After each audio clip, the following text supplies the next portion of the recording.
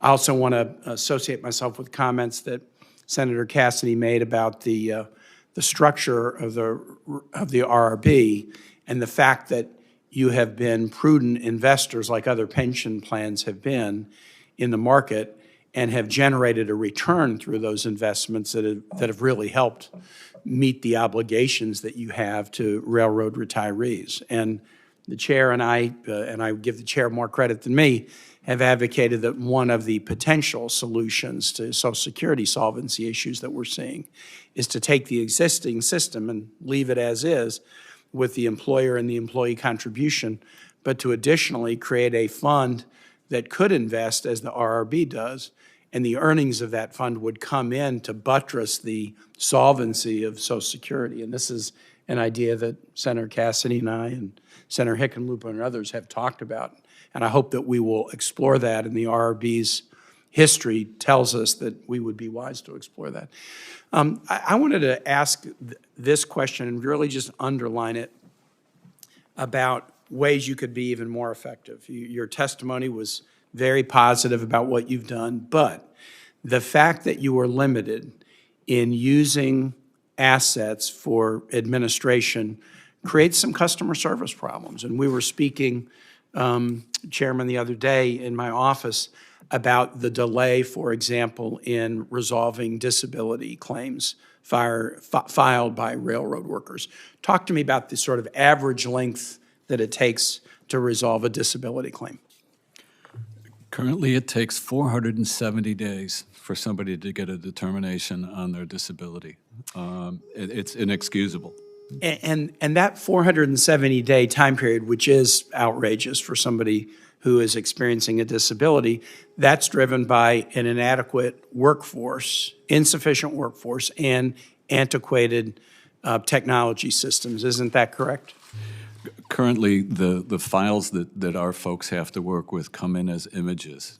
They're not even searchable documents. A disability file, by the time it contains all of the medical reports that our system requires to make a good quality decision, can be a stack of papers like this. Our folks literally have to go through them, write handwritten notes, then take those handwritten notes, put them into the system, run them through whatever formula. And the number of folks doing it has shrunk, right? Your workforce has shrunk. Tell us about that. The workforce there has diminished by, I believe, around 30%. And to be a qualified examiner in the disability world requires somewhere between 6 months and 2 years of training in order to really be qualified to do. These are complicated decisions. So if you could fix some of the technological issues, and if you could hire the workforce, you could shrink that 475 days down to something much more reasonable, correct? Oh, absolutely. I mean, still there's safeguards. I mean, we still have to make sure that we get all the medical exams that we need to. But again, it's one of those things where both the employers and labor are in complete agreement.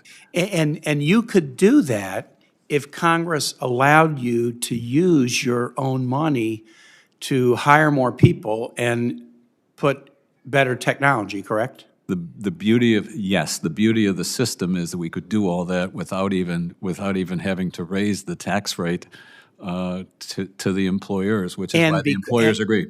And because your administrative expenses are so very, very low, if we allowed you to do that, you could do it in a way that would serve people a lot better and a lot faster without jeopardizing the solvency of the fund, without jeopardizing the ability of the RB to pay retirement or disability benefits. Is that not also correct? If I could put it better, I would, Senator. Yeah. Yes. Okay. So just to my colleagues who are here, I hope this is something that we might explore. This is not about trying to find money in the general fund or find other tax dollars to help these guys serve railroaders better. This is an artificial cap that Congress has imposed with this self-funded program that limits them from hiring, limits them from technological upgrades, that they could make without jeopardizing the solvency of the program. And if they did, they would just end up serving railroaders a whole lot better. So Senator Sanders alluded to this in his opening comments, but I wanted to just dig into this one issue, the disability determinations. We could help you fix that without jeopardizing the program, without increasing anybody's taxes. We could help you fix that, and we should help you fix that. So, Mr. Chair, I hope that's something that we might be able to find some common ground on the committee. These guys are doing a good job. They could do a lot better if we would take some artificial restraints off the way they serve their valued retirees.